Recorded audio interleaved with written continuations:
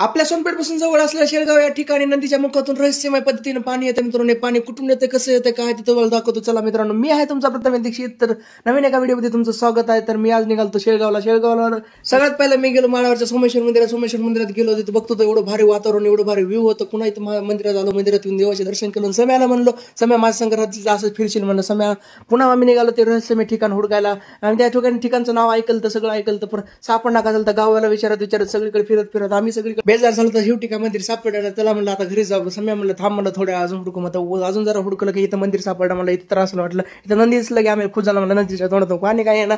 तर मंदिरात जाऊन दर्शन करावं. मंदिरात जाण्याच्या दर्शनाच्या आधी कुत्राचं दर्शन झालं. अचानक कुत्रा आल्यामुळे सम्या भेल्यानंतर पुन्हा इकडे आलं देवीच्या दर्शन करायला. देवीचे दर्शन करून पुन्हा निघालात आम्ही आपलं ठिकाण हुडकणं. ठिकाण का सापडणं झालं तर मित्रांनो, शेवटी आम्ही इकडून तिकडे वन हुडकून आम्हाला एक ठिकाण सापडलं. इथं पाणी येते दिसलं. पुन्हा पाण्याचा आवाज आला. पाण्याच्या आवाजाच्या दिशेने गेलं.